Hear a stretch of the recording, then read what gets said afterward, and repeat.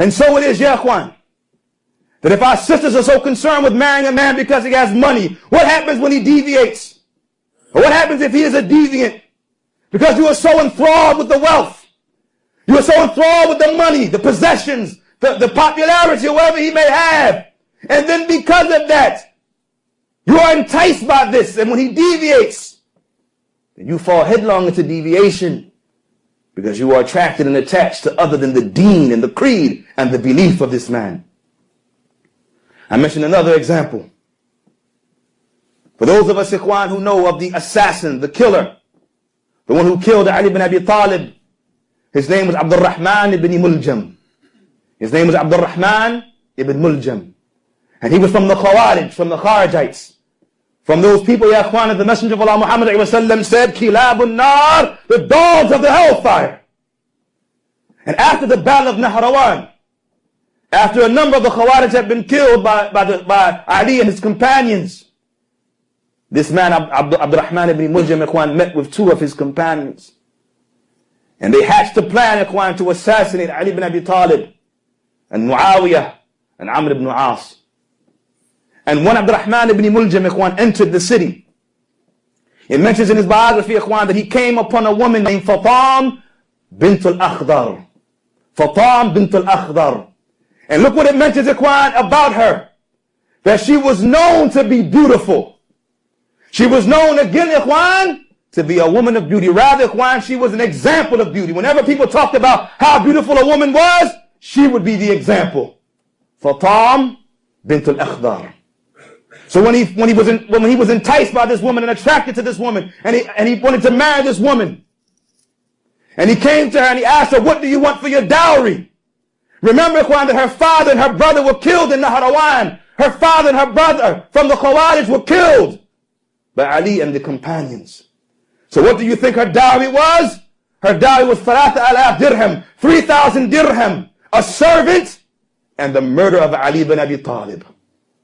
Her mahr, ikhwan, her dowry was the murder of Ali ibn Abi Talib, radiyallahu anhu.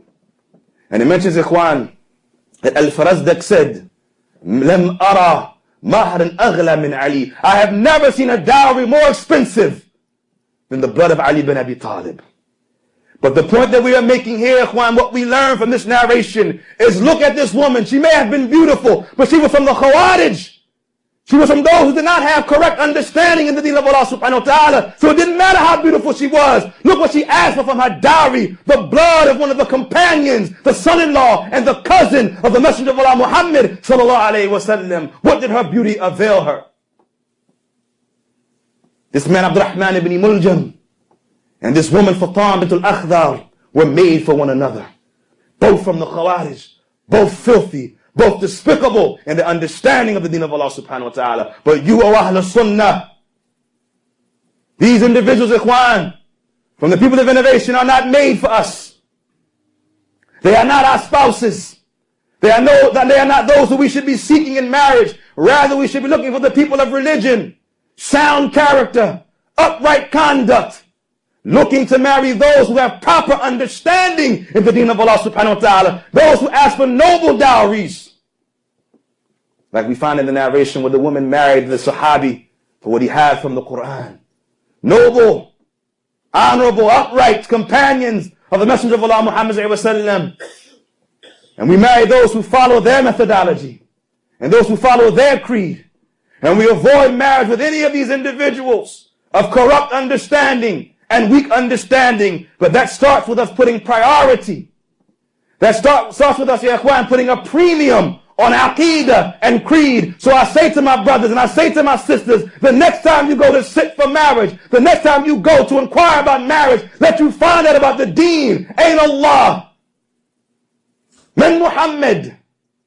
Akhbirni an al-iman. Inform me what is iman. Ask them concerning their religion. What are the conditions of prayer? What are the pillars of prayer? What are the pillars of salah? These are the things that you want to be asking when you get to the sit down. But that comes with you having a concern about those things. And that comes with you having an understanding about those things, first and foremost. So these, ikhwan, are the things that bring about compatibility in marriage before anything else.